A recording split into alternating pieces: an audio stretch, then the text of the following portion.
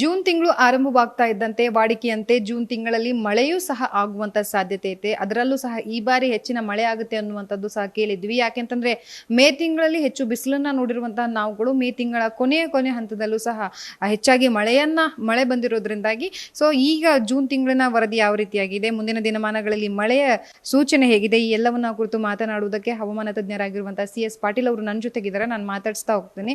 Sir, ಈ ವಾರದ ಮಳೆಯ ಸ್ಥಿತಿಗತಿಯನ್ನ ಹವಾಮಾನದ ವರದಿಯನ್ನ ನೋಡೋದಾದ್ರೆ ಯಾವ ರೀತಿಯಾಗಿದೆ? ಜೂನ್ 1, 2ರಂದು ಕರ್ನಾಟಕ ರಾಜ್ಯದಲ್ಲಿ ಅಂದರೆ ಉತ್ತರ ಒಳನಾಡು, ದಕ್ಷಿಣ ಒಳನಾಡು ಹಾಗೂ ಕರಾವಳಿ ಜಿಲ್ಲೆಗಳಲ್ಲಿ ಕೆಲವು ಕಡೆ ಅಂದರೆ 50%ಕ್ಕಿಂತ ಕಡಿಮೆ ಪ್ರದೇಶದಲ್ಲಿ ಹಗುರದಿಂದ ಸಾಧಾರಣವಾಗಿ ಗುಡುಗು ಮಿಂಚು ಸಮೇತವಾಗಿ ಮಳೆಯಾಗುವ ಸಾಧ್ಯತೆ ಐತಿ.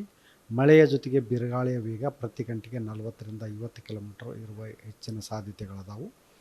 ಜೂನ್ 3ರಿಂದ ಜೂನ್ 7ನೇ ತಾರೀಕಿನವರೆಗೆ ಕರ್ನಾಟಕ ರಾಜ್ಯಾದ್ಯಂತ ಮಳೆಯ ಪ್ರಮಾಣ ಏರಿಕೆಯಾಗುವ ಸಾಧ್ಯತೆಗಳದಾವು. ಉತ್ತರ ಒಳನಾಡು, ದಕ್ಷಿಣ ಒಳನಾಡು ಹಾಗೂ ಕರಾವಳಿ ಜಿಲ್ಲೆಗಳಲ್ಲಿ ಹಲವು ಕಡೆ ಅಂದರೆ 75% ಪ್ರದೇಶದಲ್ಲಿ ಮಳೆಯಾಗುವ ಹೆಚ್ಚಿನ ಸಾಧ್ಯತೆಗಳದಾವು. ಮತ್ತು ಮಳೆಯ ಜೊತೆಗೆ ಗುಡುಗು ಮಿಂಚು ಎದ್ದು ಅದರ ಜೊತೆಗೆ ಗಾಳಿಯ ವೇಗ ಪ್ರತಿ ಗಂಟೆಗೆ 40ರಿಂದ 50 ಕಿಲೋಮೀಟರ್ ಇರುವ ಸಾಧ್ಯತೆಗಳದಾವು.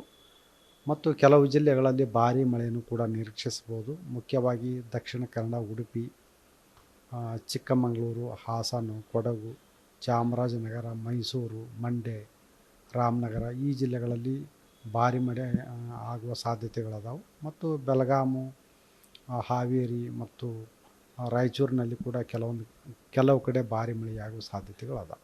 ಸರ್, ಈಗ ವರದಿಯ ಪ್ರಕಾರವನ್ನು ನೋಡೋದಾದ್ರೆ ಯಾವೆಲ್ಲ ಜಿಲ್ಲೆಗಳಿಗೆ ಏನಾದರೂ ಅಲರ್ಟ್ ಅನ್ನ ಕೊಡೋದಾದ್ರೆ ಯಾವ ಜಿಲ್ಲೆಗೆ ಕೊಟ್ಟಿರುವಂಥದ್ದು?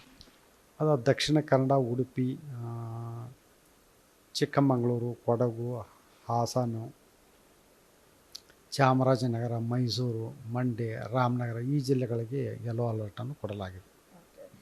ಬಿಸಿಲಿನ ತಾಪಮಾನವನ್ನು ನೋಡೋದಾದ್ರೆ ಯಾವ ರೀತಿಯಾಗಿರುತ್ತೆ? ಬಿಸಿಲು ಮುಂದಿನ ಒಂದು ವಾರದವರೆಗೆ ಪೂರಾ ಬಿಸಿಲು ಕಡಿಮೆ ಆಗುತ್ತೆ. ನಿನ್ನೆ ಕಲಬುರಗಿಯಲ್ಲಿ 40 ಡಿಗ್ರಿ ಸೆಲ್ಸಿಯಸ್ ಇದ್ದಿದ್ದು ಈಗಾಗಲೇ 39 ಡಿಗ್ರಿ ಸೆಲ್ಸಿಯಸ್ ಉಷ್ಣಾಂಶ ಇಳಿಕೆಯಾಗಿದೆ. ಮುಂದಿನ ಒಂದು ವಾರದಲ್ಲಿ ಉಷ್ಣಾಂಶ ರಾಜ್ಯಾದ್ಯಂತ ಕಡಿಮೆ ಆಗುವ ಸಾಧ್ಯತೆಗಳದಾವು. ಬೆಂಗಳೂರಿನಲ್ಲಿ ಮಳೆಯನ್ನು ನೋಡೋದಾದ್ರೆ ಯಾವ ರೀತಿಯಾಗಿ ಬರುತ್ತೆ ಸರ್? ಬೆಂಗಳೂರಿನಲ್ಲಿ ಕೂಡ ಮುಂದಿನ ಒಂದು ವಾರದವರೆಗೆ ಹಗುರದಿಂದ ಸಾಧಾರಣವಾಗಿ ಗುಡುಗು ಮಿಂಚು ಸಮೇತವಾಗಿ ಮಳೆಯಾಗುವ ಸಾಧ್ಯತೆಗಳದಾವು.